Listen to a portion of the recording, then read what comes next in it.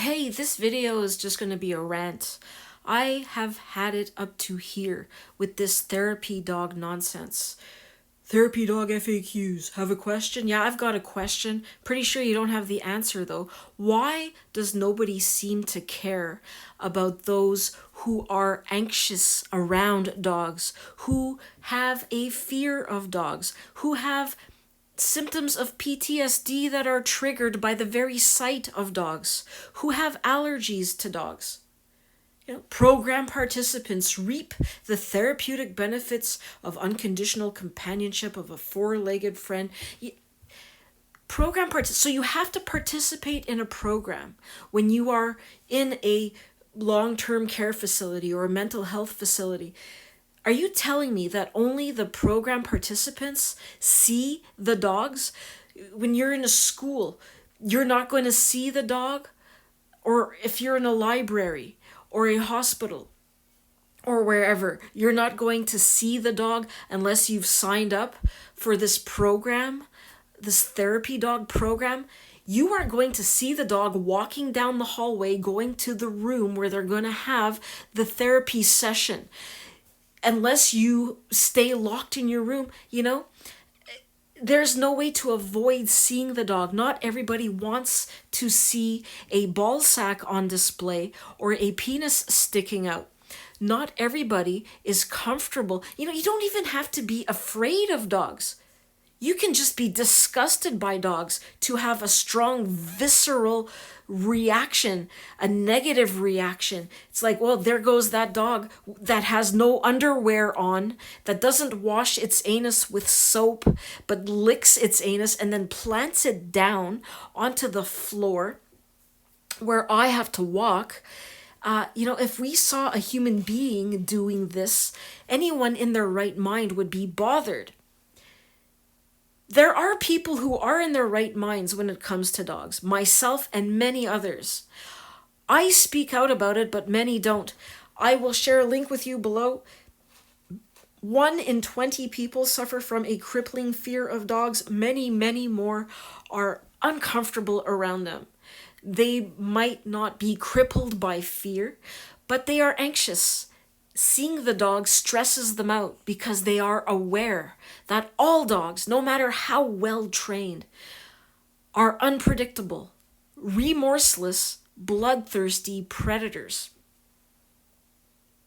Some of us have hygiene standards. Some of us live in clean homes, and we are not nose blind because we don't have that disgusting, musty smell of dog going up our nostrils 24/7. So we can smell your dog, and it stinks. Even immediately after you bathe it.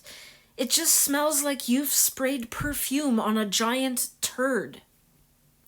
Your dog, no matter how well trained, eats garbage. It eats feces. It licks urine. It slurps up vomit. It roots around and sticks its nose in disgusting things. It eats garbage and corpses that carry and spread, serious diseases to us. Anyone in their right mind would not want to be near that or have that in the public building they find themselves in. Your dog is not doing the public any favors.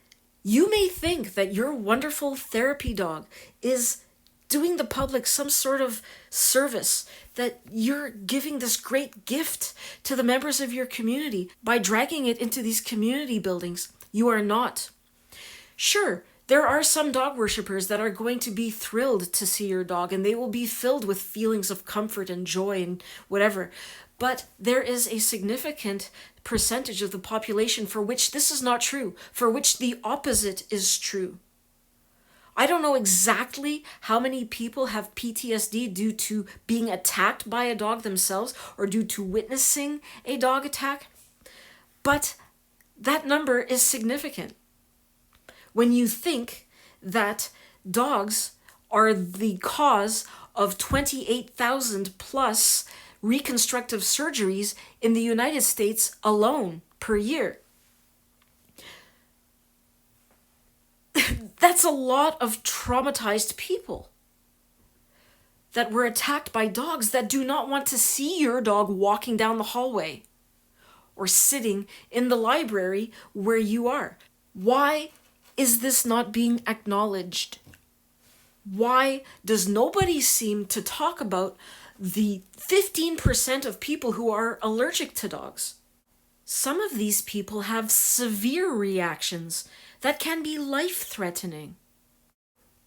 Who do you think you are, dragging your dander-shedding beast into these public places, where 15% of the population is sickened by your creature, your beast, that you happen to love? Not all of us like dogs, but guess why? Nobody knows this, because no one talks about it. No one says anything. People are cowards. They know that if they speak up and say, hey, I'm not comfortable with that dog here, that they are going to suffer the social stigma of being a dog hater. Ooh, you're cold, you're heartless, you're a monster. They're going to be attacked. They know that people aren't going to look at them the same way. It's like being an atheist in a community of ultra-religious people. They will fear you. They will avoid you. They will shun you. I know this firsthand. But nothing is going to change until people take the risk and become willing to stand out and rock the boat and speak up. Speak up and say you are not comfortable with this dog. You want the dog removed. What about the health of dog haters? These owners of therapy dogs are so concerned about those who are sick, lonely, and so forth. What about the mental, emotional, and physical health of people who hate dogs or are allergic to them? We deserve compassion too. Our health matters. We should have the right to dog-free spaces. Dogs should not be thrust into our faces or into our living spaces if we happen to be institutionalized somewhere. I don't care where this program is taking place in the facility, you're still walking the dog down a shared hallway, and that's unacceptable. 15% of the public is allergic to dogs. At least 5% are afraid. 5% have a crippling fear. How many more have a fear that is not crippling? Many more. Many, many more are disgusted. Now, the feeling of disgust is not a nice feeling. It causes nasty feelings. It causes stress and anxiety. Nobody wants to feel that. And no one wants to feel anxious. You know, there are varying degrees of fear and anxiety. And just as no one would bring a snake into a public building, no one should be bringing dogs into public buildings. This is primitive caveman stuff. We are living in the 21st century.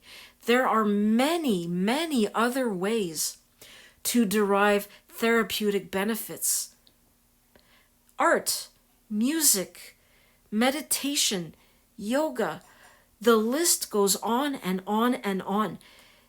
There's no need to bring an unpredictable, bloodthirsty, remorseless, stinking, disgusting predator anywhere in public. The future is dog-free. Please find the courage to share this video, share the message, speak up, stand out, let it be known. You do not want dogs in public spaces, and your feelings matter, your health matters.